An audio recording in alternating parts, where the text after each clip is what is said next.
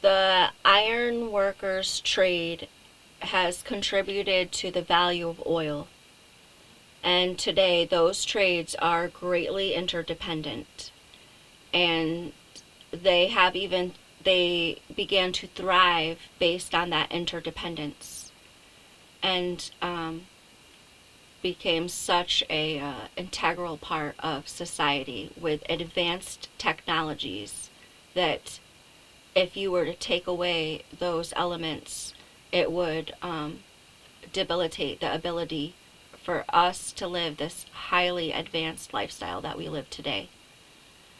The iron workers contributed the idea of using heat and pressure in a chamber to generate a propulsion.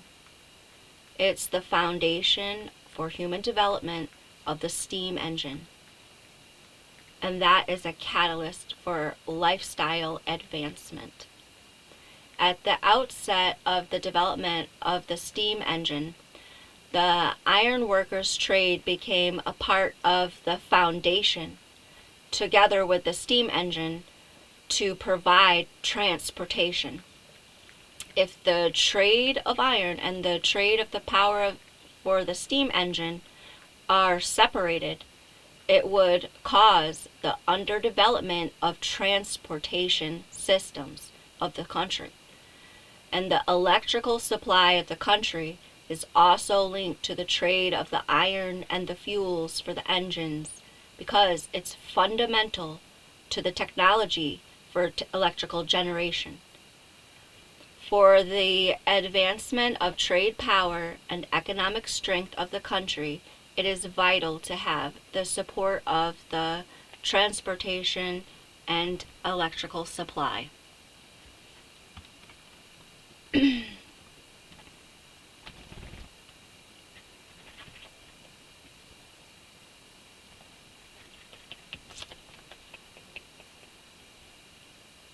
In World War I, the British started attacking the Turks. They tried to control the waterway at Istanbul, but they were unsuccessful. The British went to Egypt to secure the waterway at the Suez Canal in World War I, and they went to Basra, Iraq to secure the oil fields, and they went to Iran to secure oil fields. They sent Lawrence of Arabia to sabotage the Hejaz Railway to stop the Turks from being able to establish the railroad trade connection to Arabia. And in this time, the Germans encouraged the Turks to try to secure oil fields east of them instead, in Georgia. And the British took control of Palestine, and they declared it to be a new Jewish state in the heart of Arab Muslim lands. In World War I, Germany launched a strike on London and England. They began to attack the British in their homeland, and in turn the British began to attack the Germans in their homeland. And in that time, at the beginning of World War II, Germany began to do exactly what the British had done in World War I, to try and secure oil fields in the Middle East. They attack these same places because they represent the location of vital national resources, the waterways for trade, and the raw materials for transportation and electrical power, which is integral to the strength of the economy in this age. So mankind had an idea of using iron, heat, propulsion, and engines, and mankind raced out in all directions, providing steam engines, combustion engines, transportation systems, electric power utilities. And all of these technologies contributed to the theater of the oil wars, which are the World Oil War I and the World Oil War II, and now the quality of life that followed it, and now the World Oil War III.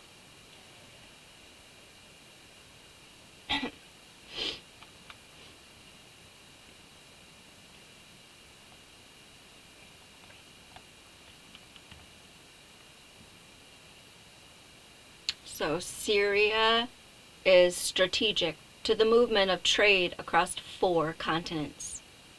Syria's wealth in ancient times has been derived from agriculture because of the fertility of the long river basin, and because before a couple of hundred years ago, it was such a labor to get iron up from the ground in any quantity, and certainly without hydraulic power and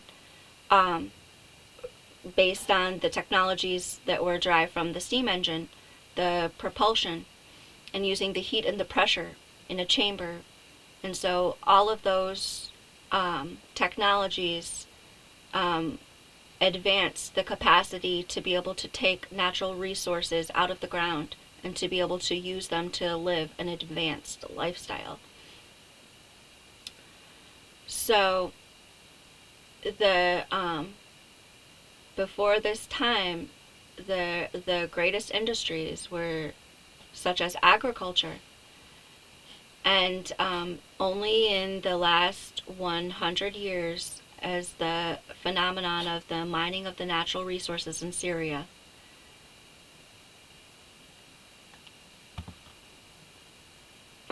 The recent history of Syria's economy is completely connected to the exploration of natural resources in Syria. The natural resources generate the most money for economic development, billions of dollars every year, more than taxes. The most valuable natural resources in Syria are the waterways, the phosphate, and the oil. These industries are essential to the economic well-being of the country. Damascus rises and falls with the revenue generated from these natural resources, and in a survival adaptation, they have learned to use the pharmaceutical market as a large force of trade revenue. Unfortunately, Damascus has not used any of the resources to support the economic infrastructure of Damascus, as it is clear. The economy in Damascus is unable to self-sustain. The economic downfall of Damascus in the presence of billion-dollar revenues incoming to the presidential palace demonstrates that the economy is being separated from the presidential and the parliamentary life. When economics and governance are separated, we don't bestow the title of country. It's not fair to say that the people of Syria are not one people who identify with each other as a community. The people are the engine which brings the natural resources to the surface of the earth and transform it into a better quality of life that befits our human intellect. The natural resources belong to the people as a whole, and we cannot allow businesses to roam the earth freely, buying up governments for their personal ambitions.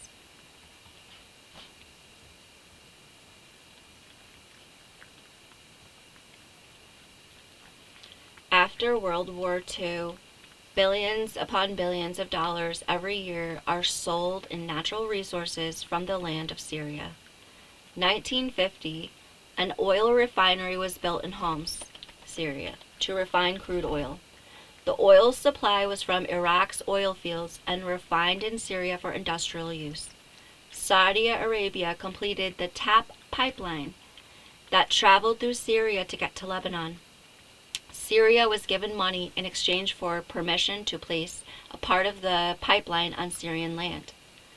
Syria nationalized the electrical power industry for the country to bring the electric power under the control of the government. In the northeastern part of Syria in the 1950s, near the border with Iraq, an American businessman found oil, and a German businessman found oil 15 kilometers away. The oil had a high sulfur content and was therefore of poor quality.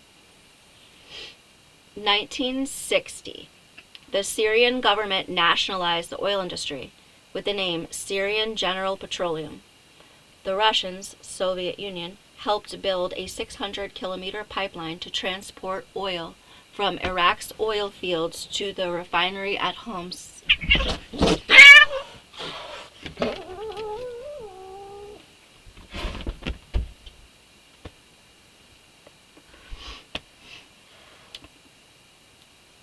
Petroleum was transported out of the refinery in Homs to the terminal at Tartus and exported via the Mediterranean Sea. In 1970, Iraq built a new pipeline to transport Iraqi oil through Turkey as a strategy to expand the Iraq oil industry. 1971, Syria opened their first phosphate mine in Tadmor, Palmyra. In 1973, Israel bombed the Homs refinery, doing damage that took years to repair. In 1974, 2 more phosphate mines were opened. 1974, the electric power came under the control of the Ministry of Electricity. The National Electric Company became an agency of the ministry. 1974, a Romanian company was given a contract for oil exploration in Syria. 1976, Iraq cut oil supply to the pipeline in Syria. Saudi Arabia supplied the oil for the Homs refinery during that time. 1977, Royal Dutch Shell won a contract under the name Pectin. 1977, American Coastal States Gas Corporation won a contract under the name Sameco, which was shared in a joint contract with the Syrian American Oil Company. 1977, Syria suspended pumping in the tap line pipeline from Saudi Arabia to Lebanon. 1979, a West German company won a contract under the name Demonex. 1979, Iraq resumed pumping through the pipeline in Syria, but at 1/3 of the amount of oil. 1979, the new Banyas refinery was connected to the pipeline system. It had cost $1 billion to build. 1979, hydroelectric power generated 75% of the electricity of the country, and over the next 5 years, Syria increased thermal power generation. 85% of the population in the cities had electricity, and 10% of the countryside had electricity. At this time, the revenue from pumping oil is far more valuable than the taxes collected from the population. The earnings from the pipeline become a more important source of budget revenue. 1980 was the outbreak of the Iran-Iraq War, and Syria stopped pumping oil from Iraq. Syria said the Iraqi pipeline cost more money to operate than Syria was earning in transit fees. In 1981, Syria's giant triple superphosphate plant, built by Romanian contractors at Homs, began a production with a great capacity, 500,000 tons of superphosphate, close to 1 million tons of phosphate and phosphoric acid. 1982, Syria closed the pipeline to all petroleum exports from Iraq after they had made a new agreement to purchase oil from Iran. Since 1982, when Syria closed its oil pipeline from Iraq and stopped purchasing Iraqi oil as a show of support for Iran in the Iran-Iraq War, Iran had supplied large quantities of oil to Syria on a concessionary terms as outright gifts. Marathon Oil, finding a gas potential of 450 million or half a trillion cubic meters a day in 1982 at Sharif 2 and half a billion cubic meters a day at Ash Shire. The economic viability of Marathon's gas discoveries, combined with uncertain market forces, cloud future exploration of the resources. In 1982, Syria awarded major contracts to Techno-Export of Czechoslovakia to build a gas treatment plant at Jubaja and a gas transmission line to Homs for use in the Homs ammonia urea plant. France also began construction on a gas treatment plant at Rumelan. 1983, the West German company named Demonex joined operations with Royal Dutch Shell under the name Pectin and the original Royal Dutch Shell. This essentially split the contract into 3 and gave Royal Dutch Shell and their subsidiary 2/3 of the contract because they were using an alias to hide their identity of the owners of the contracts. 1984, the electrical grid had gained 1,000 megawatts capacity, and the hydroelectric power generation was discontinued in favor of the thermal power generation sources. And it was a constant problem that the electrical generation capacity was not enough to support the population or to support the economy, and it caused a lot of underdevelopment of the economy based on the lack of access to electricity. Banias' annual production value in 1980s was $4 billion annually. Their principal products include high octane, regular gasoline, butane gas, jet fuel, asphalt, sulfur. They had 2,000 workers in 1984, and they had 100 Romanian technicians. In the years before that, apparently that there was a great number of Romanian technicians that operated the Banias refinery, and that was, I guess, assumed by the management was assumed by Syrian citizens. In 1984, Iran provided Syria with 6.4 million tons of oil. It was discounted to $2.50 a barrel, and they gave them 1.5 million tons of oil free. In 1985, Iran supplied Syria with 6 million tons of oil, including a 1 million ton gift. Then, in the end of 1985, they interrupted the oil supplies because of back payments of $1.5 billion, and Syria turned to Arab suppliers. But Iran quickly negotiated a new agreement with Syria and guaranteed the supply of 2.5 million tons of oil for the next couple of years. In 1986, Syria signed an agreement with Turkey establishing joint ventures for mineral exploration. Soviet and Polish scientific missions discovered a sizable iron ore deposits near Zabadani and Tadmor Palmyra. And in late 1986, the government also announced the discovery of significant quantities of diamonds.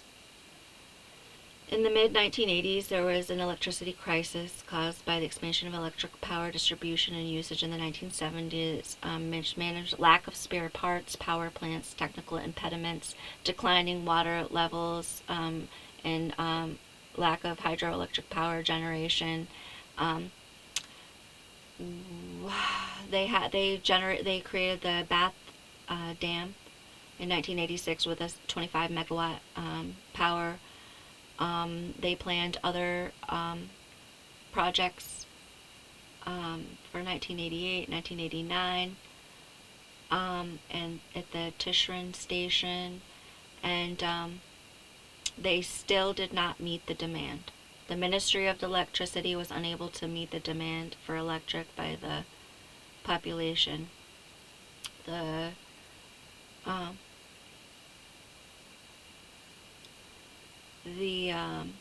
was in the 1980s was a time of electricity shortages, blackouts, power cuts, and rationing. And it frustrated industrial development and impeded economic growth. In 1980s, Chevron, Pennzoil, and Marathon Oil won contracts for oil exploration. Thiam Field came on stream in the late 1986. 1985, the SGPC and Pectin formed the Farad Oil Company to operate the concession with the state. 1986, Czechoslovakia's techno export completed a 92-kilometer spur line linking the Tayum oil field to the Iraqi-Syrian pipeline, which had been unused since the Syria had shut it off from the Iran-Iraq war. And they began to use in 1985 that pipeline and they blended that, blending their heavy sulfurous domestic crude with 2/3 of the imported light oil. The oil contributed to about 10% of Syria's GDP through the 1980s. And the value of Syria's oil exports continued to rise until they were $500 million in 1974.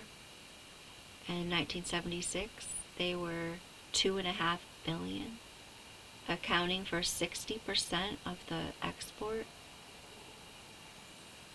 And they, in 1979, the total export value of oil reached to basically 70% of the country's revenue.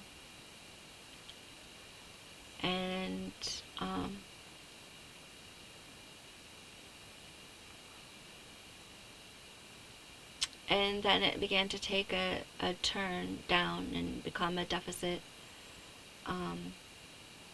Syria exported about 2/3 of its phosphate in the 1980s to East European countries as part of barter arrangements concluded between the governments. In 1990, Syria becomes a world-leading producer of phosphate. In 2000, Syria is in the top 10 for trade revenue in phosphate production, and by 2010, Syria is the 5th largest producer of phosphate in the world. And that brings us to the time of 2011, when instead of trying to meet public demands and public outcry for new policy to focus or to improve or to invest in economic development and to help resolve some of the deadly poverty. Even then, the government decided to meet that outcry with by giving their soldiers explicit orders to open live fire on protesters, and then furthermore to do Gestapo raids on all the cities, dragging teenagers who had protest signs out of their homes, bringing them to prisons, and then, as we know from the Caesar Acts, that they mass murdered them exactly like they did the Germans and the Polish in World War II in the concentration camps. And so it becomes very clear that these billions and billions of dollars of revenue had not been invested in the country, in the infrastructure, the economic development. It has not been invested in the country of Syria. Clearly, it was billions upon billions upon billions yearly of money that is nowhere to be seen as Syria lies in ruins. And even now, it seems that these exact entities, these handful of countries, United States, Germany, the British, the Iraqis, the Iran, and Russians, who have businesses with contracts signed with the Syrian government to exploit mineral resources, and clearly that they are taking the profits, and that it implies that they have no incentive to, or how do you say, a conflict of interest in resolving the division of the country, or to resolve the sanctions, to open the borders.